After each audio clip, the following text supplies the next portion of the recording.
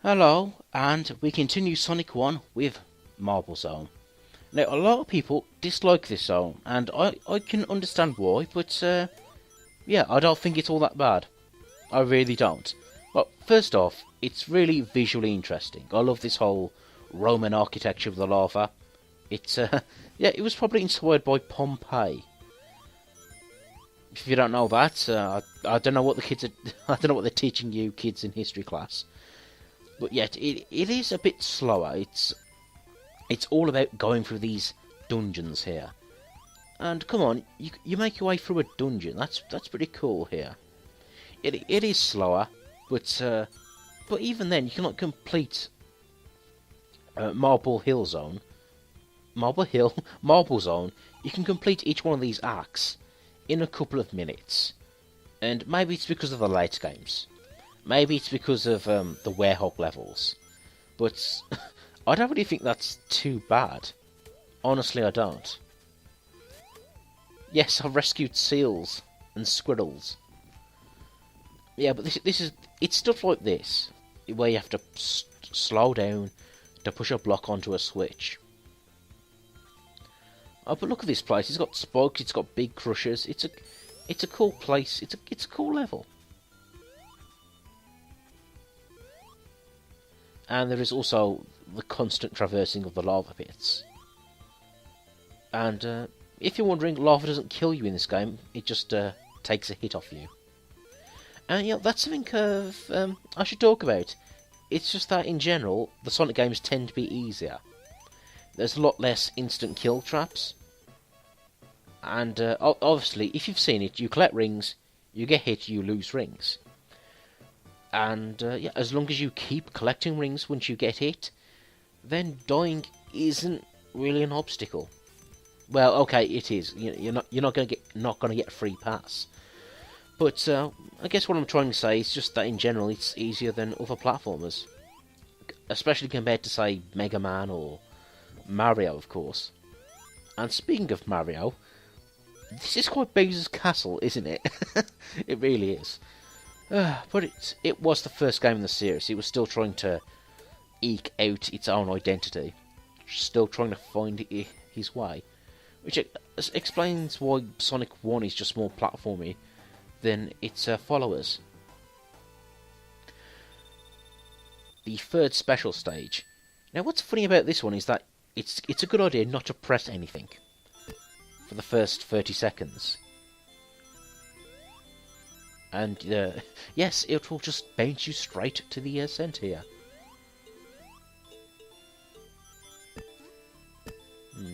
These special stages seem to come in two varieties. The sort of one which is one wide open area, and the others which is just a corridor you have to work your way through. Each one frustrating in their equally different ways. And look at the early CGI fish in the background that morph into birds.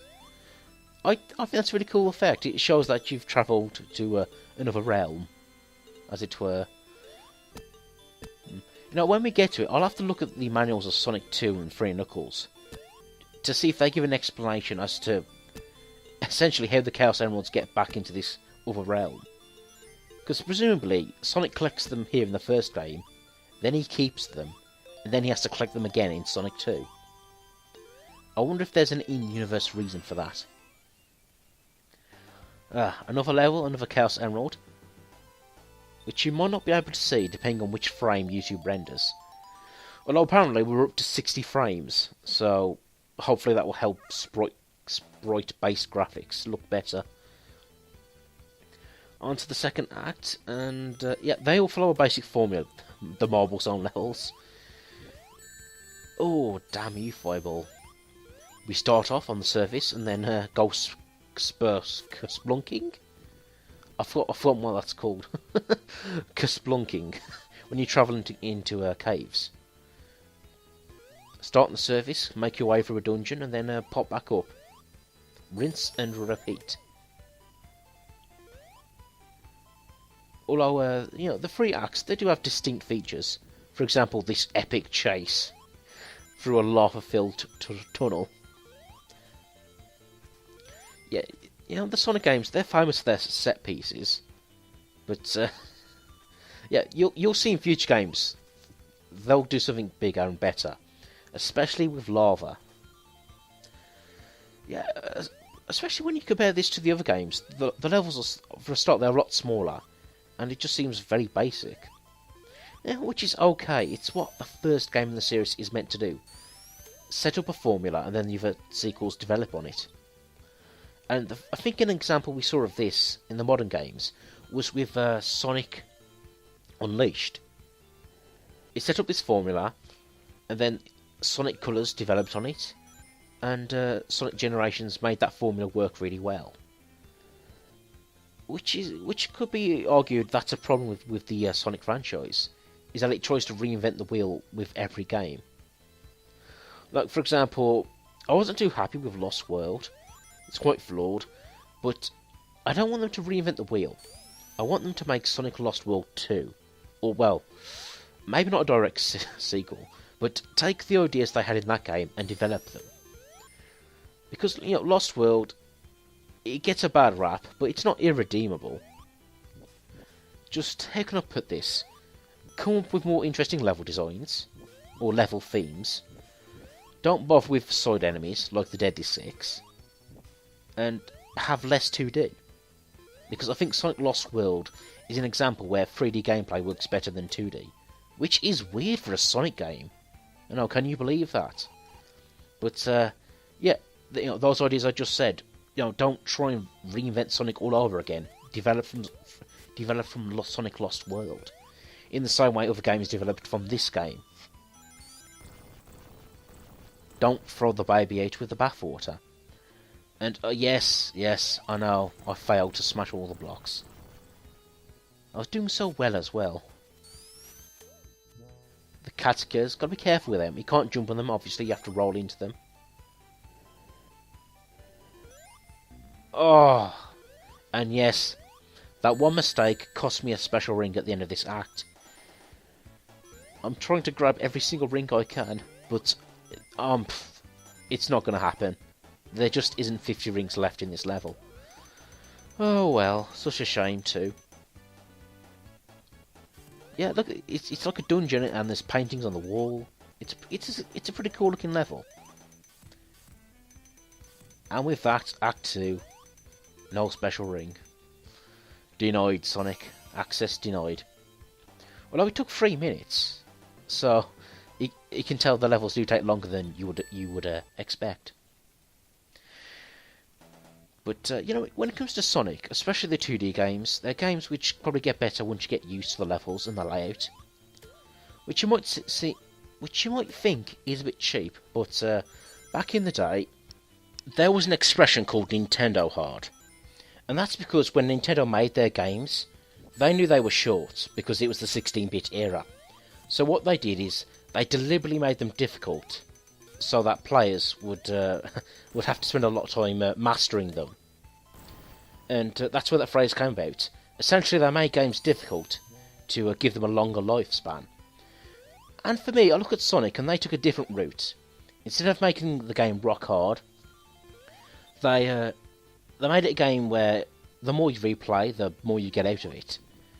So, yeah, I like their solution. I'm just going to point that out.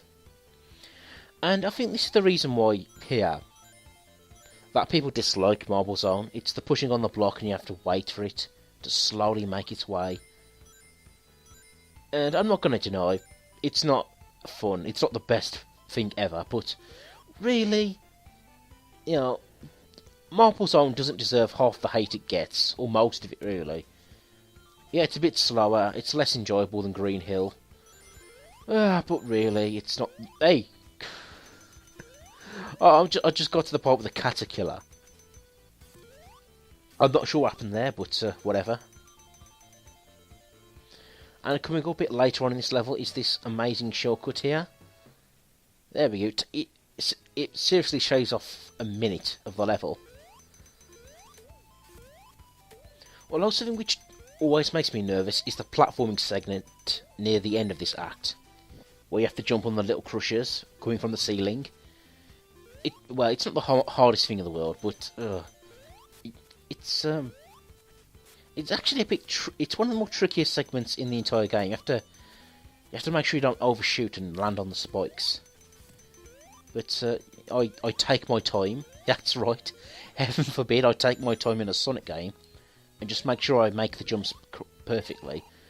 And yeah, it didn't really give me too much trouble. The boss in this game, it just shows you how much Robotnik has developed over the years. Because, in this game, his machines are fairly basic. One has a drill, one shoots fire. Cut to the later games where he has just giant friggin' Power Ranger-like mechs. Well, maybe fighting Sonic has really driven him mad over the years. Over that, we're done with Marble Zone, and I enjoyed it. I like Marble Zone, there you go. Oh, and it's got good music as well.